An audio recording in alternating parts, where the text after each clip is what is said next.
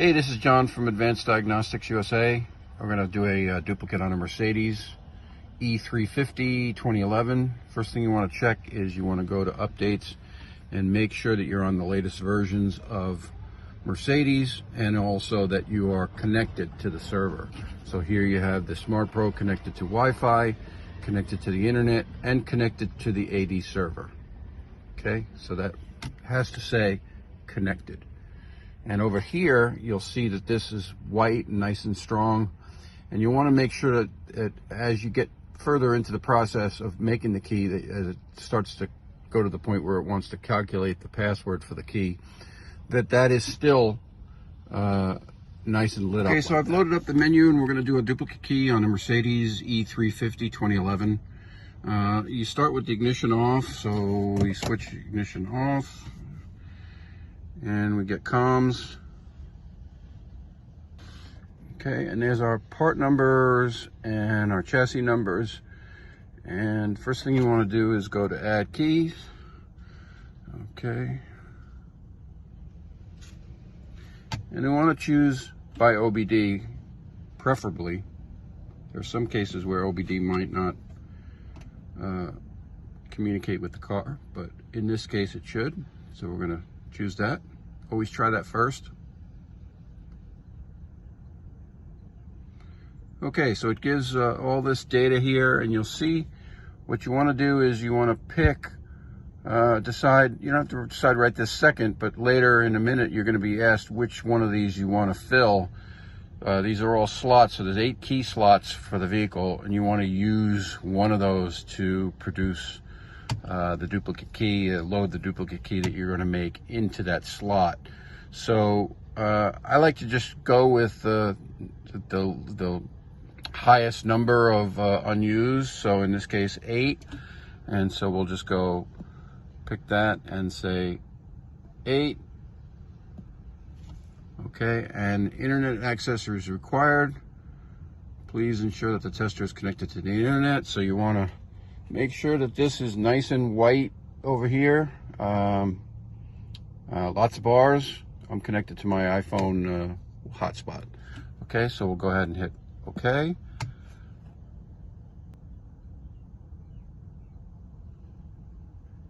Okay, displays the source hash. Do I have a password? If you've done this car already, you would have it maybe. I don't have it, so I'm going to say no.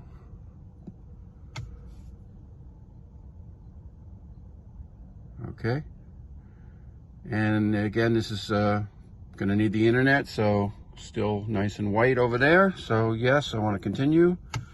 Okay, insert the working key into the EIS. So insert that in there, and make sure that I can turn it on. Yes, I can. All right, and hit OK. Okay, now I remove the working key and I hit OK.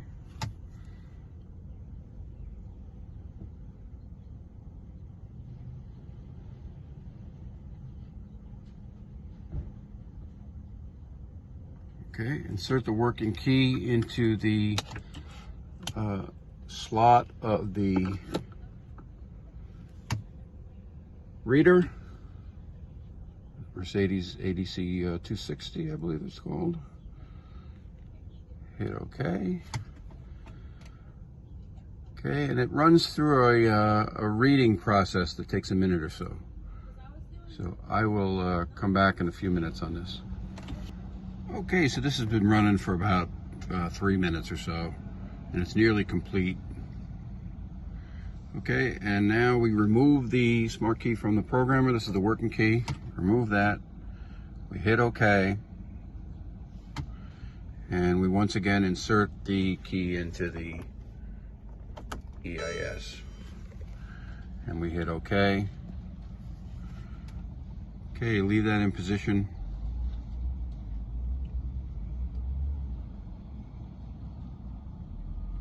For 30 seconds.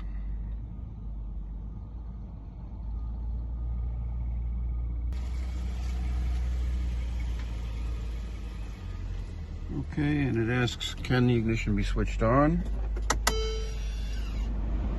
And it can, so we say yes.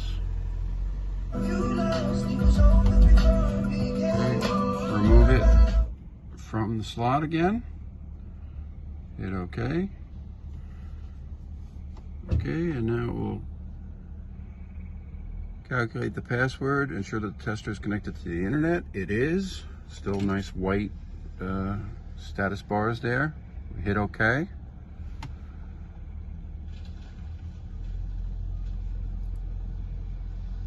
Okay, and the calculation's in progress. Estimated time is 5 minutes. And we will come back once that's complete. Okay, you see at about 3 minutes here, we were into the process. It could take up to 5 once if you're first in the queue for the server, that the password calculation is complete. So now what I want to do is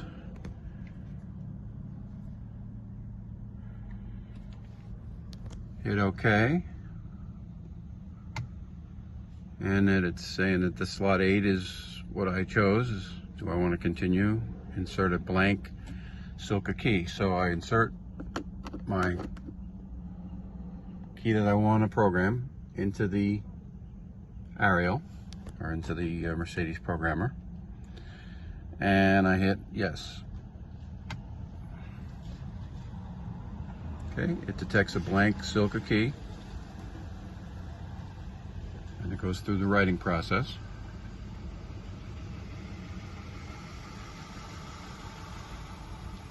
Okay, it says validating key.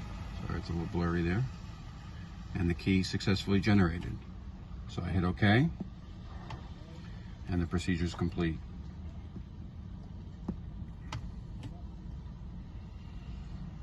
And at this point, now you want to take this key that you've just produced, stick it in the ignition,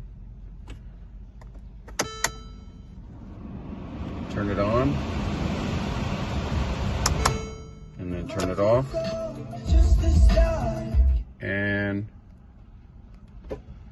now that you've done that, the locks will function on the remote buttons.